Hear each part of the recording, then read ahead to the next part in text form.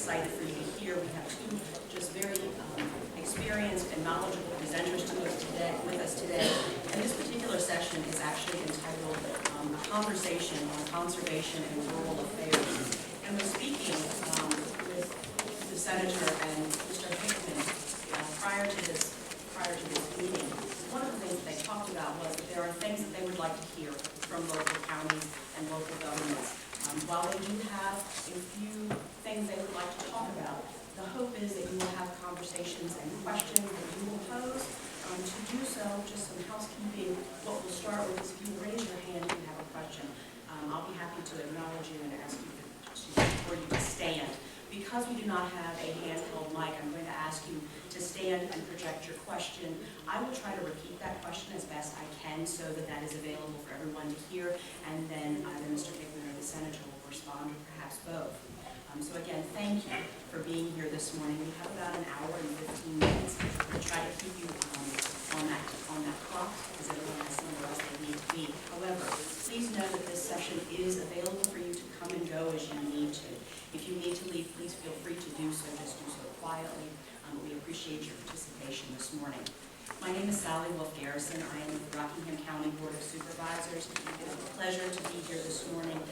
We have with us this morning Senator Richard Stuart. And Senator Stuart has been in the Senate since 2008, representing the 25th District, which is quite a large number of counties and some partial counties.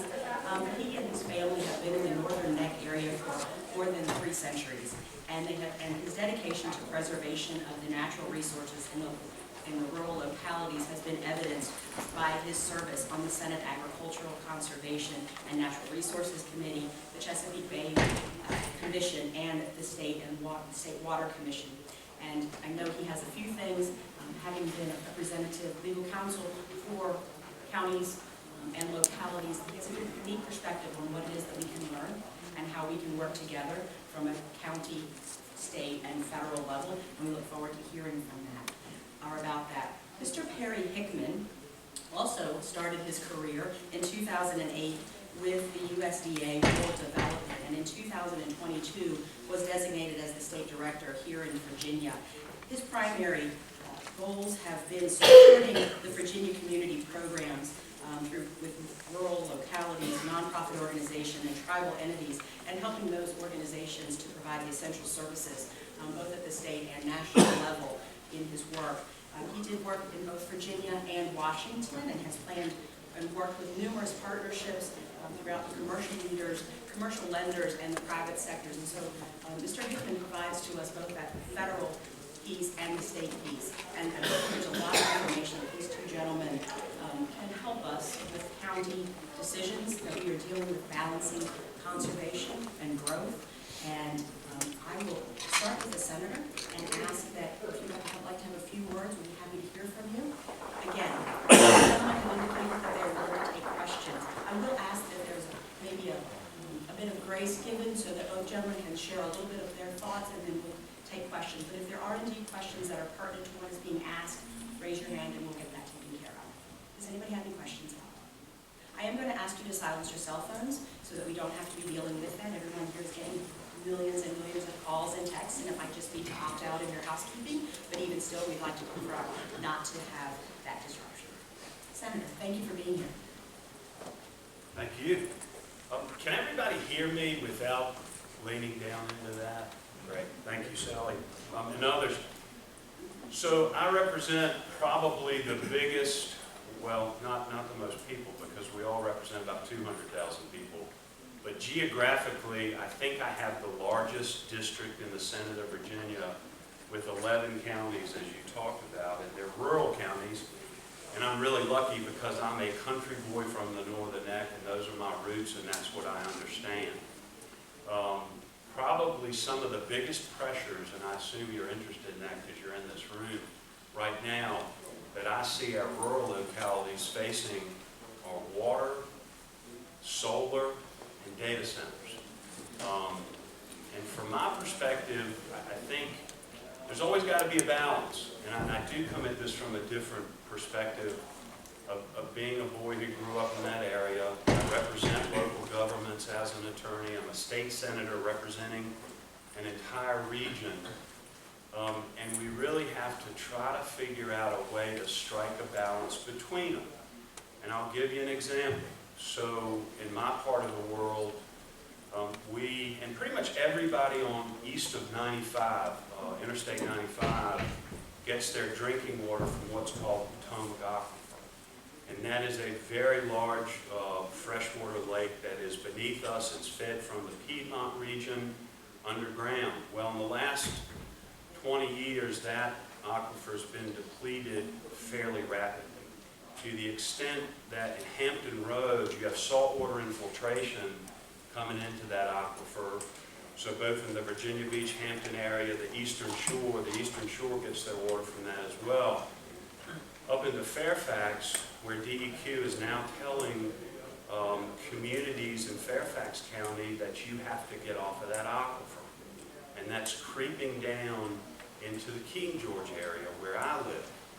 DEQ recently told King George that they've got to have a plan to get off of that aquifer within 10 years.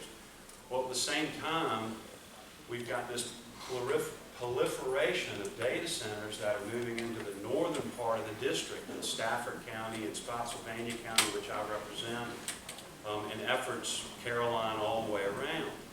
And they're very water intensive, they're very power intensive, and they're relatively land intensive. And that's where you have to figure out how you strike that balance. Do you use those natural resources for a data center, which in my opinion doesn't create any jobs? And some may disagree with me, but if you have limited land, limited water, limited power, don't you want an economic development tool that actually creates jobs? They pay taxes, and I get all that. And so these are the challenges that we face. Solar's a similar thing. It takes up a lot of land. But there's a place for it. You know, if you have poor production land that's hidden from view, that people don't see, you can cite those things in those areas. And it's interesting when you talk about solar. I've got the chairman of Ag in here right now in the Senate, Senator Marsden. There actually are discussions about a permit by rule for solar. And that's not something localities want to hear. We've resisted that because we believe that the localities should retain their zoning authority because you govern best, because you're closest to the people in your area. But there's so much pressure under what's called the Virginia Clean Economy Act to site these facilities that there's going to be a push this year in Virginia to do what's called a permit by rule, much like they do in North Carolina, where they would say if you have buffers to a certain extent, if it's 5 megawatts or below, or this, that, and the other, you lose your zoning authority. We hope that doesn't happen. But these are all challenges that we're faced with, just like you all are. And I don't know how long you want me to... I can talk about this for a long time. It's been really interesting to us because as we face these challenges and having to come off of the aquifer, we're now having pressure on our rivers. And in the northern neck, you know, we're surrounded by water. I guess I represent more waterfront than anybody out there. And we have a lot of impacts as a result of that. Going off of the aquifers now, you have the localities that need to go into the river to get drinking water, economic development water for their citizens. And we've got to do more of a regional planning. And that's something that I would tell all of you all. You can't do this independently. You need to try to work together to figure out the impacts. The Rappahannock's a great example that we're dealing with. I've asked DEQ now for 5 years, and I've put in bills to try to get these answers, just to simply tell me how big the pie is. How much water is there that people can use before there changes? And so I represent a lot of farmers in my district, and agriculture is incredibly important in my district. And one of the questions I have is how much water can you draw out of that Rappahannock River at this point before the farmers down in Leedstown, which are in Westmoreland County or Essex County across the river, can't irrigate their crops anymore because you have literally drawn that salinity up the river. So where they used to be able to irrigate their crops with fresh water, it's too salty now. And these are real challenges and real questions, and DEQ doesn't have the answer. They don't know. They don't know how much there is to use. They don't know how much the impact is. We've now been through, and I'm looking at Mr. Hickman because he's from Essex. We've now had 38 straight days without rain in our area. And that salinity is now to the point where people can't use it, where they used to be able to use it. So, you know, these are challenges that we face and challenges we're trying to work out, and I'm trying to encourage our localities to do this on a regional basis, and to try to work together to come up with the answers and to get DEQ to give us these answers so we know what we're doing. And I'll close with this. In Virginia, we have always had plenty of water, and we've never had to worry about it, at least in my part of Virginia. And I can't speak as much to this area or Southwest. But I understand we've always had all you want, you never had to think about it. So we had not updated our groundwater law since 1992. And that was one of the bills I got through this past year, was to try to update that, to try to do some modeling to give us a better guess about what we're going to be facing. But I'll tell you, this is going to be one of the hottest topics you all deal with in the next 10 years. And I can assure you that, because it is limited. We do not have the infinite supply that we thought we had. And I can tell you one thing for sure: when your constituents need drinking water and they don't have it, you're going to hear about it. You're going to hear about it fast, and they're going to expect a solution right away. So those are some of my thoughts. I'm happy to answer any questions that anyone has about any issues that I can answer. Thank you. Thank you so much, Senator.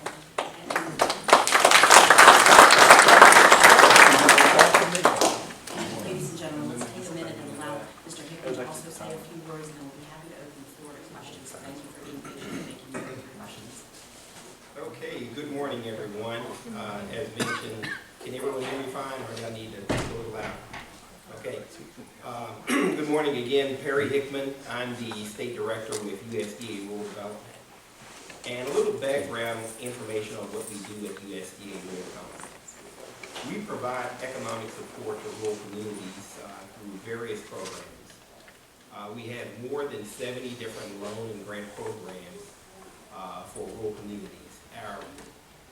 Our primary focus, or one of our, we're basically set up on 3 different agencies. Our rural housing program, wherein we deal with permanent financing for low and very low income families, and also for moderate income families. Also, through our rural housing program, we have multifamily housing program options available for organizations looking to develop multifamily housing. We also have what we can call community facilities, where in municipalities, federally recognized tribes, and nonprofit organizations that are providing essential services for the orderly development of community, we can actually fund those projects through our community facilities program. Through community facilities, we've funded more than 100 different types of projects. That's going to be from healthcare type projects, public safety, public education, cultural and educational type projects as well. So that's the first of the 3 legs of the rural development stool. The second one is our rural utility service. Through rural utility, we provide funding for a lot of different infrastructure type needs. As the Senator talked about water and wastewater needs, through our rural utility water and environmental program, we provide financing, long-term financing for water and wastewater infrastructure type projects. Also, through our rural utility program, we actually provide funding to internet service providers, competitive local exchange carriers to provide infrastructure for telecom and broadband services. Also, in our rural utility program, we have funding for electric infrastructure. We've actually funded several electric infrastructure type projects in the past 3 years for them to make significant improvements to their network. And as we move more towards dependence on electric vehicles, there is a great need for continued infrastructure, electric infrastructure investments. And our third leg of the rural development stool is our rural business program. With the rural business program, we provide funding through to support local small businesses, also to provide some assistance to ag producers, and through our Value Added Producer Grant Program and through our Rural Energy for America program. Now, as far as rural development is concerned, being part of the USDA, you would think that we primarily work with ag. But as I mentioned just a few seconds ago, our focus is on housing, our focus is on infrastructure, and our focus is also on developing rural businesses in those rural communities. As I mentioned, more than 70 different loan and grant programs. Through our in-house programs, we call those direct loan programs. We do have a network of approved guaranteed lenders in our housing program that deal more so with moderate income families. Our direct in-house program, our 502 direct program for housing, permanent financing, 33 or 38-year term. Individuals that are considered very low or low income, they typically can't compete when they're looking at conventional or unable to secure financing through conventional sources. With the extended terms on our 33 or 38-year program, that's going to allow an opportunity for these individuals to compete with for housing options. In addition to that, there is a possibility of payment assistance or payment subsidy. Currently, the interest rate on that direct program is right around 4%. And with our payment subsidy, we've actually backed the loan interest rate down to as low as 1%. So, lower interest rate, longer term, these individuals now are able to qualify for housing. So, with that being said, if it's going to be important to the development or economic stability of a rural community, it's highly likely rural development has a program that's going to fit that homeowner, rural business, or rural utility service provider. So that's a brief overview of our Thank you. Gentlemen, thank you. I think that was, there were lots of pieces in there, and I suspect we have some questions from the floor. I saw some folks that looked a little anxious about some questions. So I'll go ahead, and I do have some questions that I can certainly pose if we need to get that started. But I would really like to hear, and I believe Mr. Hickman and the Senator would as well, like to hear from members of local governance. What questions do we have? Who would like to go first? Sorry, Mr. Flock. Yeah, this is for Senator Stuart. I'm going to ask you to stand so I'm we sorry. can hear you. Sorry.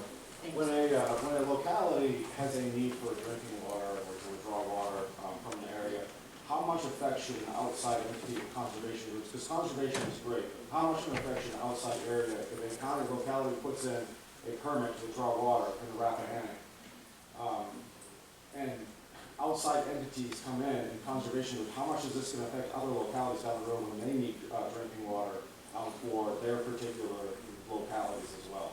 Because we're seeing that right now in Carolina. We're trying to withdraw water for the people who are in Bowling Green and right on that water. And DEQ had this huge hearing, and a lot of outside entities came in to stop us from drawing water, and the excuse that was used was the data center growth. And if you look in Carolina, the data centers that are coming in are going to be either closed loop or air cooled. So that was really kind of a false premise. And so we're just kind of curious, other localities, when they need to withdraw that water, how much can they come in, or conservation groups come in and stop them from taking the water from a particular water source? So just for clarification, let me, just in case people weren't able to hear, let me indicate that the question, I believe, as I understood it, was how much do outside entities influence the decision and the capabilities of the use of local water? Is that a Yes. fair assessment? Yes. Thank you, Mr. Senator. So, Jeff, I guess it's hard to answer your question in a vacuum. And maybe I need to explain a little bit more about what's going on in this particular situation. The answer is outside entities can have a big influence on a local issue when that issue affects people up and downstream as it does in Caroline. So Caroline put in a request for a permit with DEQ to withdraw about 14 million gallons a day, Jeff? Yes. In the Rappahannock River in Port Royal, and they want to pipe that all the way to Carmel Church, which is 95, about 20 miles away. Yes. And part of their application is economic development in Carmel Church on I-95 and data centers in that area. Now, Jeff and I disagree on that. He says that data centers are not a part of it. All I can go on is what the application says. And the application to DEQ says for data centers, economic development / data centers. And so you can imagine in a rural community, the people getting really upset.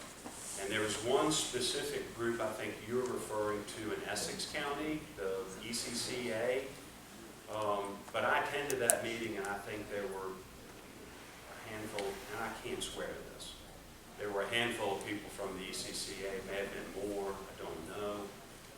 By and large, it looked like more your local farmers and others. This is another case where localities is condemning land of a farmer on the river, and then they've got to run a pipeline 20 miles. So from what I saw at that hearing, you had a lot of local people. And I think that is the issue that you're facing right now. The larger issue, though, is the fact that nobody knows the impact that 14 million gallons a day is going to have on that river. As I said before to you all, if you take out 14 million gallons a day at Port Royal on the Rappahannock, and where Mr. Hickman's from, he's got a big agricultural community that uses that river for irrigation. At what point have you dragged that salinity so far up that none of the people in his community can irrigate their crops? And that's why you saw the outcry there. And that's why you saw so many, you call them outsiders, coming in. They were citizens of other counties who came in to get answers and to speak. And I asked the first question. Can somebody tell me how big this pie is? Can somebody tell me how much you can withdraw before you start impacting the other localities downstream? Because you've got Essex, Middlesex, Lancaster, Richmond County, Westmoreland County, King George County, that could all potentially be affected by your application. The other thing about it is this that you have to consider. The way DEQ operates, they operate on what's called a first-come, first-served basis. So say, hypothetically, you got a permit for 14 million gallons a day, and you got to ship that water to Carmel Church via pipeline 20 miles to I-95. For data centers, that permit's good for 15 to 20 years. Well, then what if King George needs a permit to withdraw water just for its citizens' drinking water, or Essex, or Richmond County, or any of those neighboring localities, or Spotsylvania for that matter? You theoretically could have to wait to get your permit through DEQ because they don't anticipate the cumulative effect. And this is what's wrong with our water laws in Virginia, because they haven't been updated. And so there is a chance that an application of one county could stop all of the counties around them from getting water for their citizens. Is that more of an answer than you want? No, well, it's actually, the thing of it is for us, we went through the process, takes forever. I think everyone understands that, going through that. It's a process, and we did everything. I don't think you'll see in the application for Caroline that we did anything that DEQ didn't want us to do. One of the things that DEQ required was how much of a percent of water at natural water flow will be taken out of the Rappahannock River. And it was less than 1% on normal water flow. So we did everything that DEQ wanted, and then the outside entities come in, and everything starts to change. So if we're going to do this, if localities are going to do it, and we follow the DEQ process, and then outside entities come in and stop it, then why go through the DEQ? Are localities going to be able to get permitted just because someone outside comes in and stops it?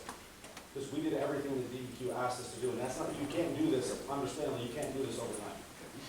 Well, in your particular case, you all asked for everything you might need for the next 30 years. Correct. Including data centers. If you modified your permit to say drinking water for the citizens of Caroline, and we now need 2.5 million gallons a day or 4 million gallons a day, I don't think you'd be having the difficulty you're having. Part of the problem in this process is DEQ doesn't know, they don't have the modeling data to determine the impacts of 14 million gallons a day. And so they've now come back to Caroline and said, you're going to have to provide us that information. You're going to have to hire the experts. VIMS does it, the Virginia Institute of Marine Science, for those of you all who don't know who they are, they're fantastic. It still is very expensive to do that modeling, but DEQ has put the burden on you to do that modeling. And so you have various choices. You can modify your permit, you can do the modeling. There are a number of steps you can take to try to do this if you want to expedite it. But in the world we live in today, with sort of the impacts that one point has on many others, you can expect to see a lot more of this. Other groups coming in. I mean, we face this in the General Assembly every day, every committee hearing. And we expect it and we want it because we don't know. So we need you all to come in and tell us how it affects you, what you need, how we can better do it. That's how we do our job better. That's how you do better as a supervisor in Caroline, is listening to all the people, because what you're doing impacts them. Too much of an answer again, is that? Thank you, Senator. I will say, I'm putting James here on the spot. So there are going to be a lot of questions, I think, that may be specific to your locality or to your region that I'm interested in asking. And I would ask that we ask the questions in a way that it can be answered generally, but here's what I will ask, is that James can take note of the questions that are specific and ensure that those questions are then directed back to the Senator and Mr. Hickman so that those answers can be more thoughtfully provided rather than just kind of on the fly as well. But again, these are excellent questions. If they are indeed region specific or locality specific, I will ask that you say this is specific and understand that the questions may not get a complete answer because they may not have the information here, but we will get those to them so they can be responded. So I apologize, gentlemen. I'm also putting you on the spot for follow-up after the fact. Who else had a question? Okay, gentlemen in the back. Thank you. Yes, Michael Lipple, James City County. Trying to find a balance. We know water's basically gold now. And we found in James City County more and more everything we've tried to do to balance the water issue with the growth. Now we can't go in our community and sit there and go, okay, our community can only be, it's 80,000 now, but it can only be 100,000. Because that's against state law that we cannot say we can only allow X amount in our community. But then we're getting the water issue where we don't have enough water to support the community. And then we've got DEQ that we end up with a problem is they haven't divided everything up and said, how much water do we have? How much of this resource do we have? And then how do we divvy it up amongst the communities that are out there? And I think our counties ought to get together and go, we either have to limit our growth in order to meet the water demands, and we've got to meet the more water demands on droughts like we're having right now. So how do we meet those demands? And I know in James City County, we were looking to pull out of the Chickahominy River, and we were trying to put a plant together and go through all that process. And we got groups as well that came up, you're gonna ruin the Chickahominy River, even though Newport News is drawing out of the Chickahominy River now, and it's going into the reservoir at Little Creek. And so they're already doing it, but we who are next to the creek can't draw out of it. And so we ended up with a lot of issues with that. And we're being compared, our community with drinking water is being compared to West Point and the paper mill. And so we're gonna bring both of y'all down. Well, if ours is for drinking water and theirs is for paper production, it makes you wonder where the fairness lies in that. Senator, can you help me with any of those questions? Thanks, sir. So it's interesting you posed that, because the Constitution of Virginia, if you read it, says that the resources of Virginia are reserved for the benefit of the citizens. And we've had that discussion and argument lately at the General Assembly level in certain areas. What you're also suffering from in James City County is the fact that they got that permit ahead of you. It's what I was just talking about. And this is the way DEQ operates on a first-come, first-served basis.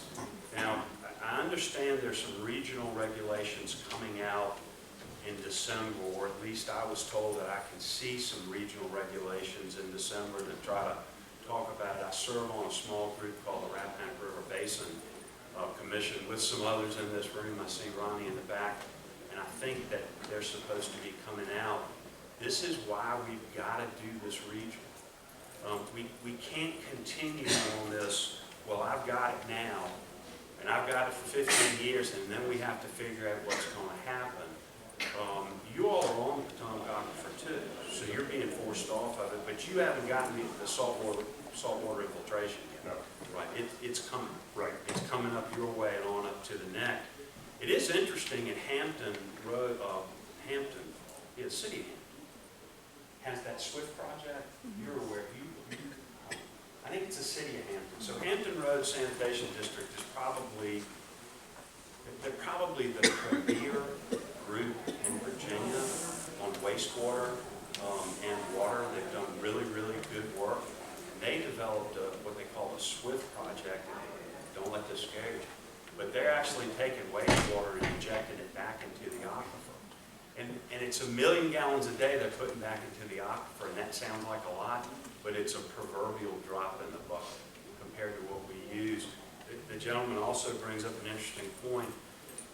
Over half of the water that's drawn out of the aquifer at this point in time is West Point and Franklin paper mills. And actually in my new district I represent West Point, and for years I've been trying to figure out a way to help them get state funding, because it's a lot of jobs at that paper mill, but I still can't figure out why you need the best drinking water in the world, which is what the Potomac Aquifer has to bleach paper with. And it seems to me we should be able to figure out a way that they could recycle or draw from a reservoir or something. I mean, you've got the monkey and the Mattapani right there. And that's the other thing that sort of doesn't make any sense to me. You're drawing all that water out, you're using it in the process, and then you're dumping it, I think they're dumping it in the monkey, right? Or the Mattapani, I can never keep it straight. You know, the same issue that would occur in Caroline, if they were successful to get 14 million gallons a day out of the Rappahannock, pipe it to Carmel Church, they're going to dump all the excess in the Mattapani, which have the folks in King William and King Queen really upset about that, because they don't know how it's going to change the hydrology. So I think it comes back to, we've got to do this as a region and not as isolated counties. It's the only way we're going to be successful going forward, because it's going to get harder and harder as time goes on, I fear. Thank you, Senator. Anyone have a question for Mr. Hickman? Do you have a question for Mr. Hickman? Actually, I have a question for Mr. Hickman. Mr. Hickman, hearing the Senator's comments about working regionally and about the access and the availability of water and the resources, what are you finding in your, particularly I'm thinking both housing and your economic business development pieces, how are you finding that that regional effort, that idea of pooling of resources, how does that affect the work that you're doing? Okay. As far as, I know one of the models that actually works really good on the eastern shore is, as the Senator talked about, the Hampton Roads Sanitary District. They've actually working on a regional approach wherein they are taking these smaller systems and actually incorporating them and bringing them into their system. It's actually creating a economy of scales with them wherein they're more profitable. So it's going to be it's going to be easier for them to operate a system with, let's say, 10,000 users or more economically feasible than, say, for instance, a small town on the eastern shore to operate a system of like 200 individuals. Because of course, the same things are going to be necessary with the smaller system, just a larger scale, the bigger system. We're seeing better pricing on those as far as the end user with the larger scale systems. Also, with the access or expansion of extending wastewater lines, it's actually making more buildable lots available in these rural communities. With that being said, that's going to actually create an opportunity for increased housing. So that's going to mean less out-migration of those rural citizens. So specifically, you're talking about, again, keeping them closer to where infrastructure is able to be done in a more efficient manner and in a more effective manner. Are you finding that you have willing landowners that are willing to help along those perimeter areas around more incorporated or populated areas? Or how are you finding that model is working throughout the region, throughout the country? Well, the areas that I'm working with, I'm seeing that's working really, really well. And the Habitat for Humanity model, for example, I know I work with several, Caroline, Hanover, a few others, and their model actually works really good as it pertains to having affordable housing for individuals because of the self-help aspect of it. So it's actually keeping those talents in the community, and but the key thing is having infrastructure available to these areas. When I'm referring to infrastructure in this scenario, I'm referring to your high-speed internet access. Also, another factor of keeping these, lessening the chances of migration is basically to have health systems, health care available to these families where they don't have to travel an hour to get services. And I apologize for the follow-up, but I'm questioning, are you already existing organizations that are providing some of those services, so your high-speed internet providers or your healthcare providers, are they kicking in support as well, whether it is in kind or in financial support? Well, I would say that it's going to be more so in kind. Of course, a lot of these organizations, they're having to expand their network. So they're actually taking on new debt service to actually offer these services available, make services available to these residents. So they are taking on debt service in the hopes of taking on new subscribers. Yes, we have seen as part of some of our programs, a lot of the internet service providers, ISPs, are required to provide free services at a community center for a number of years. So, yes. Thank you for that. And as we all represent rural and various locations that have various populations, that balancing that area is difficult. The infrastructure piece is important, which I think goes to all of this. So thank you, Mr. Hickman. Okay. Take any questions from the floor. Yes, gentleman in the second row. Your discussion about solar panels, they don't bring any jobs, they don't bring any revenue. They not only do not bring revenue, they subtract revenue. Mostly the ones that I'm familiar with, they put on land that can produce food, fire. And the legislation decided in their infinite wisdom, you may be part of this, I don't know, that counties can't do it, or they limit how we can tax them. Is there any discussion on trying to make rural counties a little bit more whole, where we can tax the panel, we can tax the poles? You know, we lose taxes, we lose gross county product because there's that much land out of the bag. And also it creates demand, these massive power lines that go through, which stop some of our rural tourism. Because people can look at big ass power lines wherever they live. What is the legislation going to do to make it so that they're not so devastating on rural counties? So that's where I said in the beginning, I think you have to strike a balance. And I am not a guy who believes in taking good ag land out of production. You know, you got land that produces 150 bushels to the acre of corn, but you also have land that produces 30 bushels an acre of corn. And I think that's where you put it. You put it where nobody can see it, where it's screened, and you have that authority to do that as a supervisor. The biggest mistake that the solar providers ever did, in my humble opinion, they came to the General Assembly and they were very well organized before you sort of saw this onslaught of solar. And they got the machinery and tools tax wiped out for solar. And they realized it after they started trying to put it in. So they came up with these siting agreements and they came up with some other alternatives.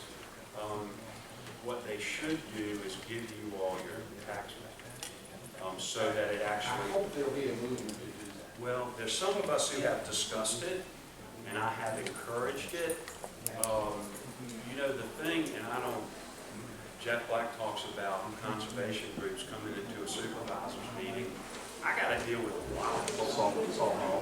And lobbyists are very effective, and sometimes they can be really helpful to you. But if you have an organization that can afford it, Amazon as an example, I mean, they hire everybody in the whole darn state. And so they just descend on you, and it's hard to work through that. I truly believe that that's what they need to do next. The siting agreement is kind of silly, and the other little incentives that they gave, they need to give you a larger percentage of your taxes back, if not all of it. And I think the localities would probably look at it differently, and also the flexibility to do this. I mean, I don't know about you, but we got a lot of poor land where I come from. And that's where you put it. You put it there, you hide it, and then you've actually found a good use, in my opinion, for that poor land. And we have very limited, my understanding is we have as a county very limited opportunities to tell them where to put it, because they go and they find some of the people that bought farms with this in mind, and they live in some other state. And then when they site them on high quality land, they come in and scrape the topsoil off and sell it. Yeah. Well, I don't know your situation in your county, but I will tell you, That hasn't happened where I am, it's happened next door. as a legislative body in Virginia, you have very, very broad discretion to make the decisions in your county for the health, welfare, and safety of your citizens. And whenever you make a decision, the law presumes that you are correct, and they've got to show essentially, the standard is arbitrary and capricious decision making, like spot zoning. The truth is, you've got to almost show that there was like a conspiracy to act against this person trying to get his land zone. I'm trying to think. I've been representing counties for 30 years, and I've been to the Supreme Court representing them, and I can't ever recall losing that issue. So you have really broad authority. We did an ordinance. Mr. McKay, I'm going to say we're going to move on to some other questions, so we want specific Oh, to go our ahead. county. That's fine. Gentlemen in the I'm sorry. second row, you're fine. I'm David Eaton. I'm from Russell County, Virginia, down on the southwest corridor toward Tennessee line. 8 years ago, I started a project to do regional revenue sharing agreements between counties. It took a little while to get everybody on board because everybody was so independent.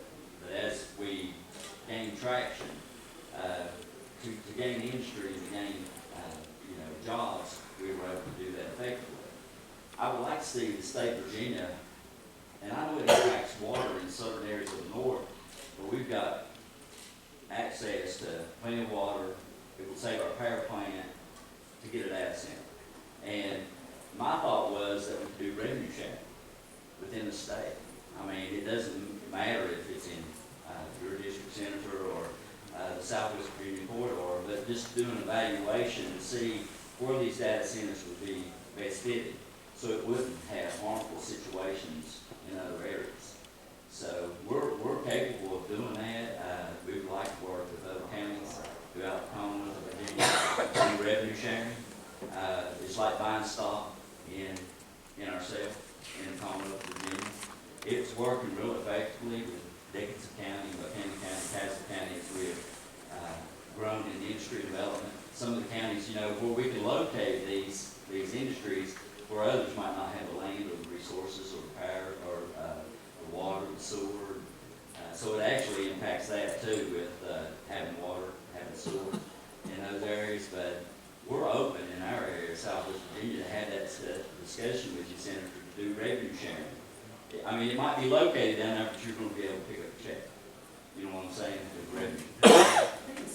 So it's funny because Terry Austin and I were just talking about that last night. And Ben Chafin was from Russell, right? Yes, My old absolutely. friend Ben, what a great guy. And I'll tell you what, you all had phenomenal representation. You still do with top 30. Now, Ben is a personal friend. Yeah, he is a good boy. I think that's a good idea, and I'll tell you, part of the way I look at that is it makes sense to do that, and particularly when you think about the power side of it. Yes. So whenever you build a data center, and I guess the cooperatives are a little different, they have a different model, the electric cooperatives, and I'm more familiar with Rappahannock and Northern Neck. But as far as Dominion goes, typically they've got to build a lot of infrastructure to support the data center, and which requires them to have a bigger right-of-way. They have to build those very large, what I call erector set lines, and all the ratepayers in the Commonwealth end up paying for that. A lot of people don't realize that. The data center operator does not pay for it at all. Now, that's not true with the electric co-ops, but you're paying in Russell for one of those in Prince William County or Fairfax, believe it or not, on the power end. So it kind of makes sense if you're going to do this, and you all want that, and you have the area, and you've got the land, you've got the water, and the power to do something like that. And Terry and I have been talking about that for a while. I sit on what's called the MEI board with him, major economic incentives board, where big projects want to come into the state and be sort of evaluated and so forth. And we've been discussing something exactly like that. But I think more regionality in all these aspects would be very helpful to all of us. Thank you. Thank you. Actually, I'm going to ask a question, Mr. Hickman, in follow-up to that. In your job as the state director for the economic development piece, what projects do you see that can be regional, or to the gentleman's point, that can be perhaps being dealt with in one area that you can be pulling resources from another? Is that something that your rural business arm can get into and to be coordinated with? How is that possible? I don't see that that's going to be possible through the rural development setup because, of course, I mean, we're primarily working with the entity itself. Now, as far as if a organized group of counties actually come to rural development with a plan as far as if they're looking at doing something on the infrastructure side, or if they're doing something on a regional side as far as like providing an essential service, then of course that's going to be an opportunity available from rural development if we're looking at. And the regional approach actually is a really good approach because the fact of the matter is you're spreading the cost over several different entities where everybody's going to benefit from it.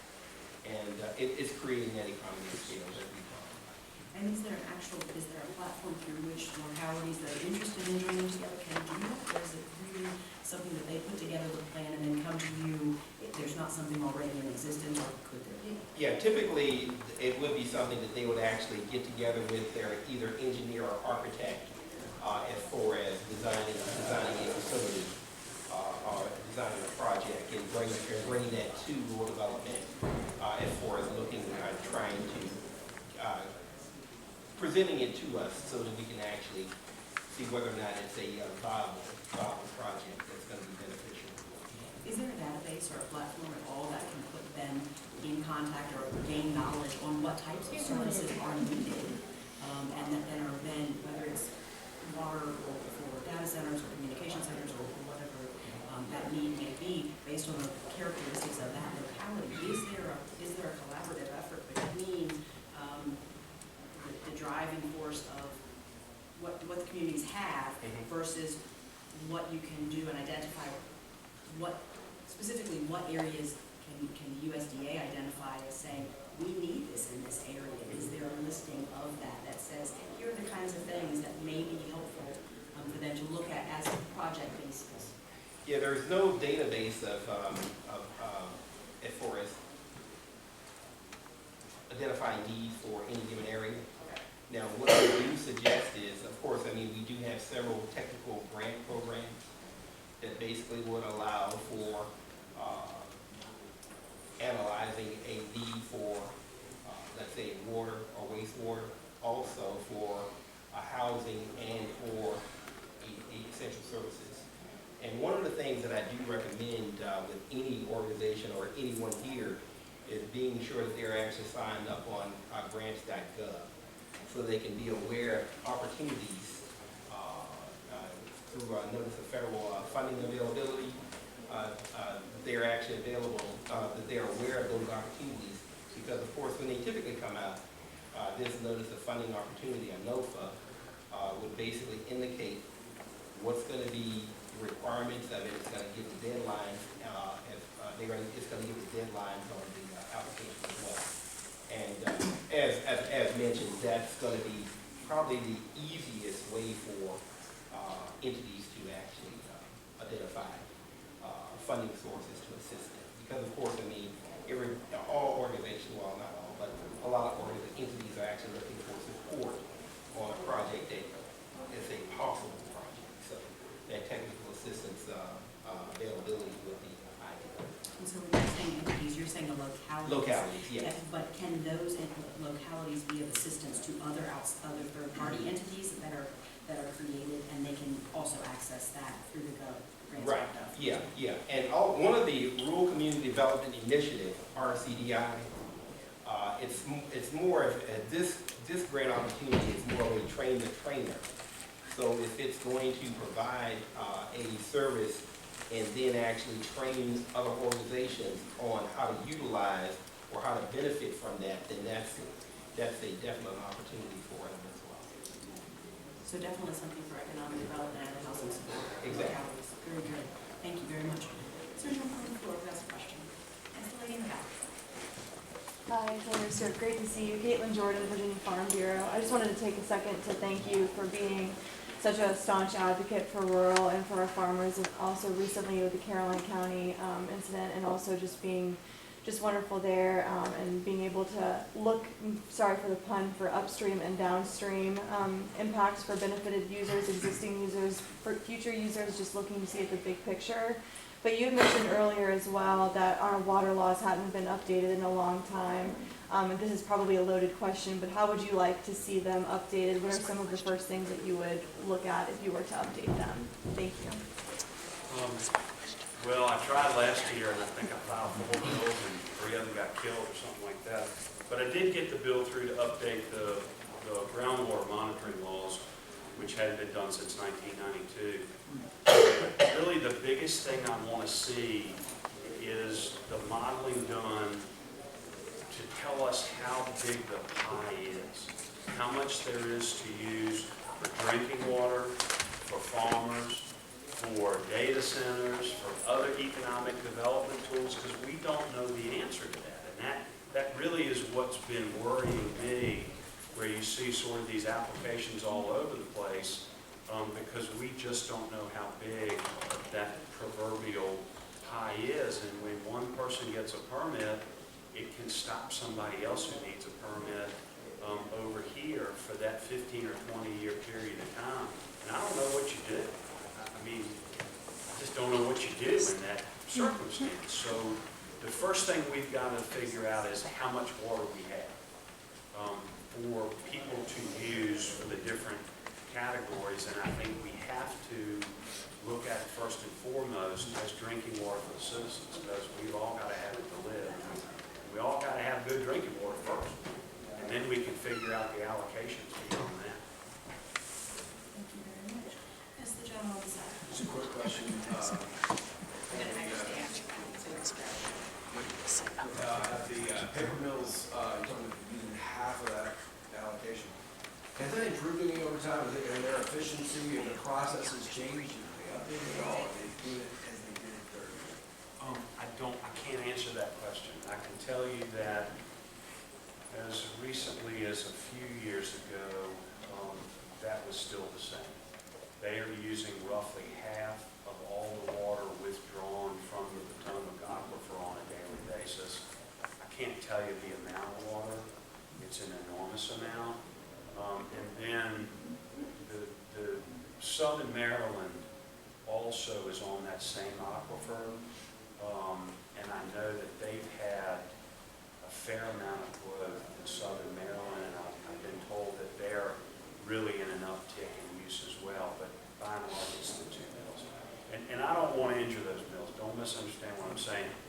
I want to find a way to help them get water without using that pristine drinking water. You know, I grew up in the little town of Montrose, and we had a Coca-Cola plant there.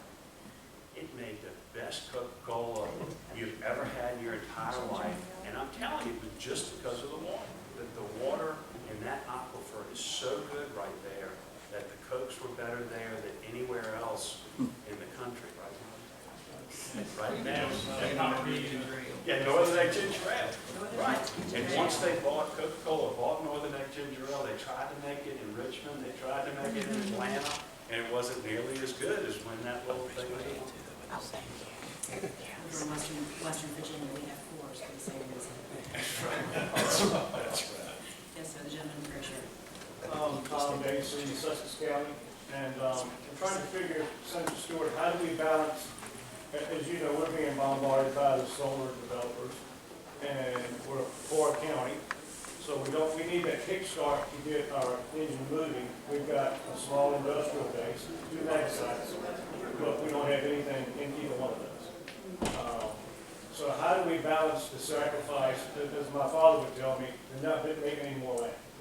So after he had his vacation at Omaha Beach in France, D-Day, he came back and fixed his father's sawmill up, ran a profitable sawmill, honest business, and then he went into the farm supply business where I'm not quite sure how I rode in the back of the fertilizer truck to get the plaster and everything tunneled, but there was no place to hang on. If anybody knows the old school, you rode in the back, you had a little short shovel, which I was a little short guy, so it seemed to fit.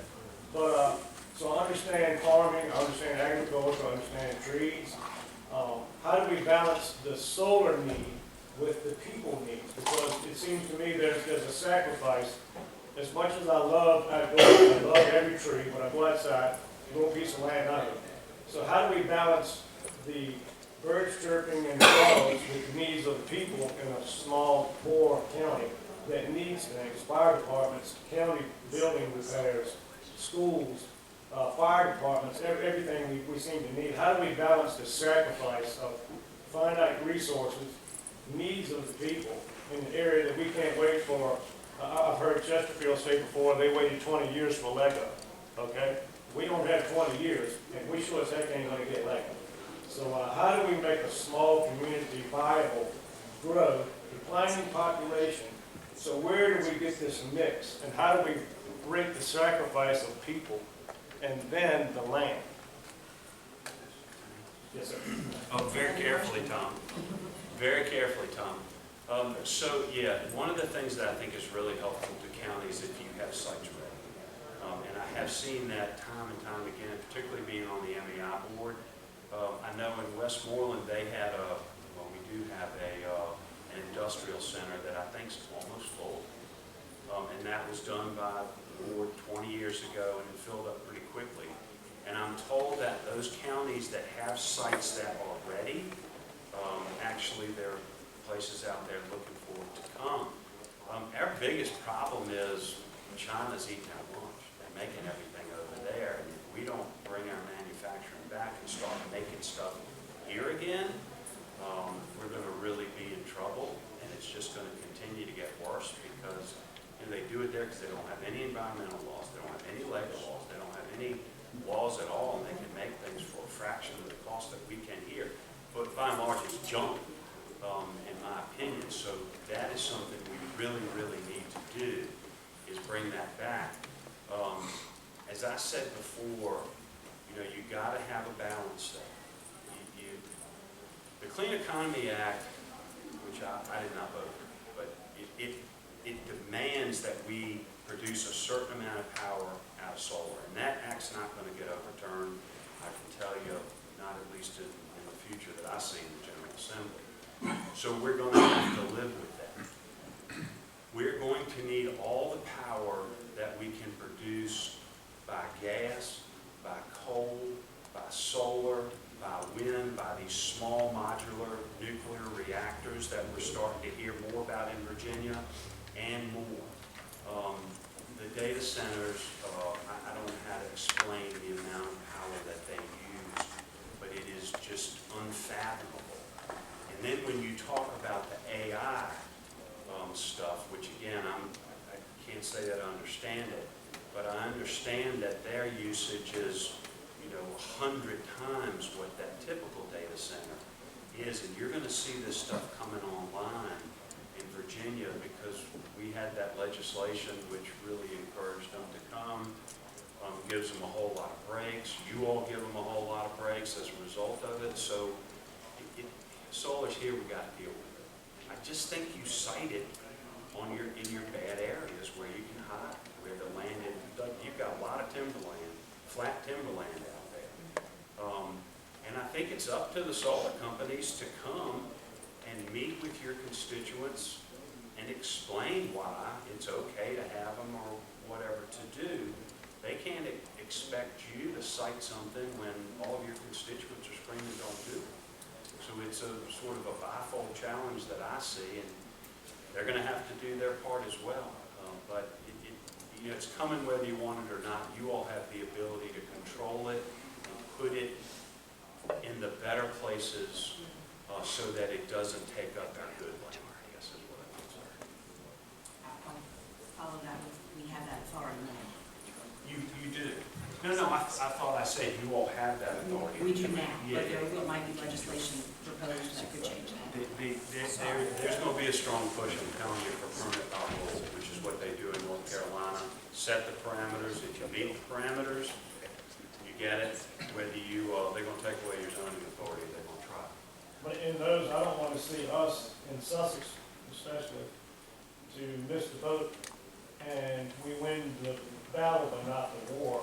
And then they put it all on top of us and we don't get any of the helpful economic help. So I hate to go down the losing battle on it and then, well, we win the battles, but then we lose the war and it still comes and then we have no overview, no inspection, no management of it, and no say in it. And then we're like, okay, now we've got to tax you more because we didn't want it. So now we've got to raise your taxes to give you some of the benefit we weren't going to get. And you still got it. That's why you got to have that compromise. You got to figure it out now. If you don't do it, it's going to be pushed on you. I don't support that. I've never supported that. I'm not going to support taking your zoning authority away because I believe you all can do a better job of it at the local level than we can in Richmond. But there are enough of them out there that I think you've got to be concerned about. Thank you.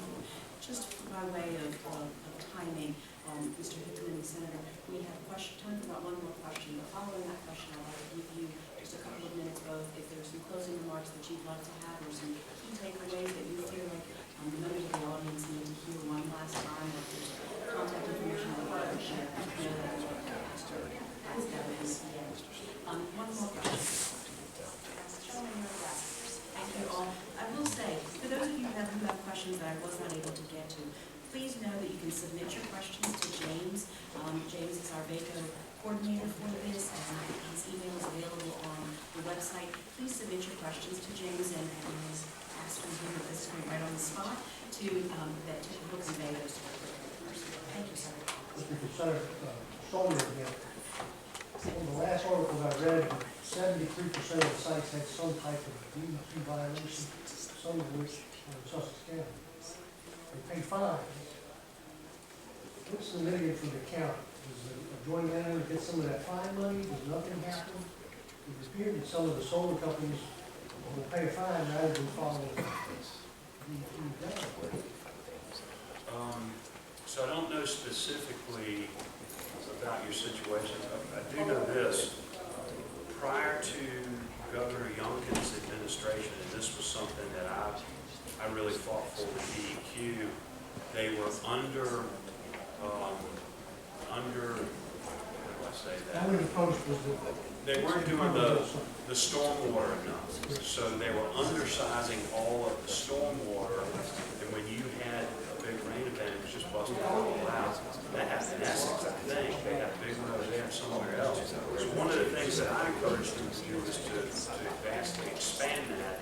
And Mike Rolban did when he first came into DEQ. So I don't know where that situation lies that you're talking about specifically. Basically was in December of last year, in the last month. Yeah, I don't know the issue at hand, but what I can tell you is this: as of I think it's 2025, and I don't have any else as anybody DEQ in here. I think as of some of those projects were grandfathered because they were already in the pipeline. But as of 2025, I think, don't hold me to that. They essentially doubled the stormwater management regulations. So you've got to have a much more robust stormwater management system to take care of that. Does DEQ inspect that? Because Yes. I've got one building. No, it's all complaint driven. So all that's complaint driven. DEQ doesn't have the staff, doesn't have the time to go around the state. If something happens, they pay a fine. They can get shut down. It depends. And again, I don't know your situation specifically. DEQ is not a real friendly organization that I've seen, certainly not in my part of the world. And, they're pretty tough to deal with, even under the current administration. They demand that you do certain things. So I don't know what happened out there. But you as supervisors have the authority to require, you don't have to just let them meet the minimum standard. You can say, I want this, and I want 200-foot buffers or 300-foot buffers around every stream, and I want you to plant stuff for bees under the panels, and I want native grasses here for quail. You have vast authority to do that sort of thing right now. Now, if that changes, you may not. So, I don't know if that answers your question or not. Does the money that gets paid to DEQ to the state ever come back to help the locality fix the problem? No, the solar developer would be required to Who fix didn't that follow problem. the regulations in the project? Sorry?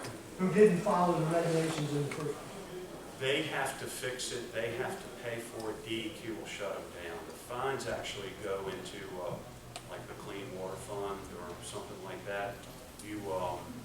It's kind of like speed tickets. There's a fund, but you don't want to incur tickets, so it goes to something else. And there have been instances, just for reference, there have been some instances where fines can be deferred and invested in some of the localities, organizations, or something. There have been instances, I know in the Commonwealth, where the DEQ will allow for a deferred payment, that fee, or that fine payment to something within that locality.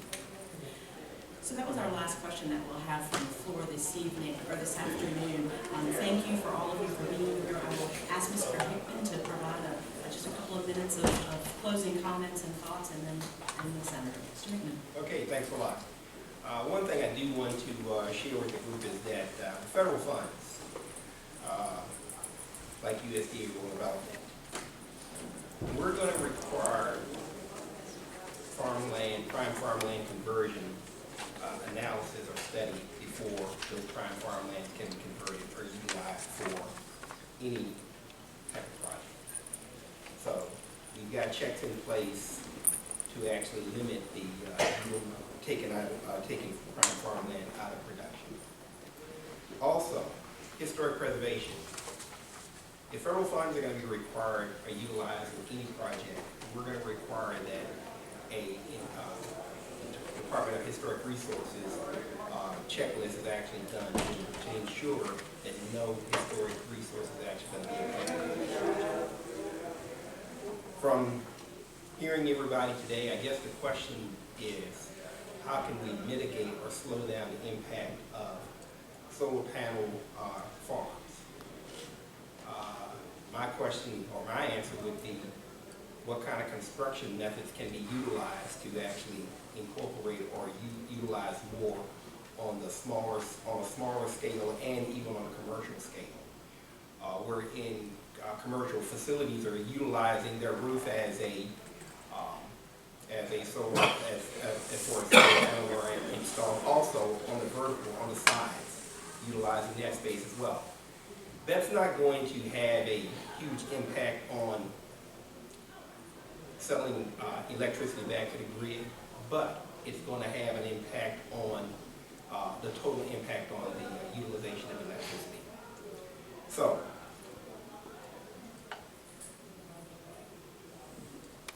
infrastructure is going to be electricity is going to be an issue going forward.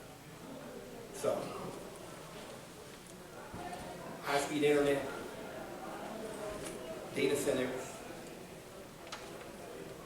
your electric co-ops, they're actually studying these things as we speak. So, but it comes back to those counties as far as the senator actually indicates. You're going to have some flexibilities as far as what you're going to allow in your counties.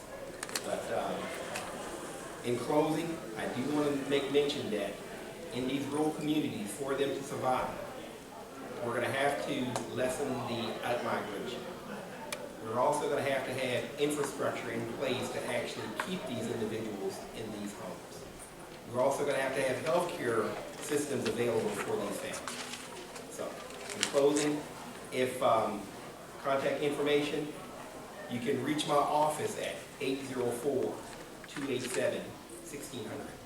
I see several individuals in here that I've worked with in the past, so feel free to reach out to me in my office, and we can discuss specific projects as deemed necessary.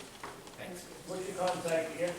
Yeah, 804-287-1600. Thank you.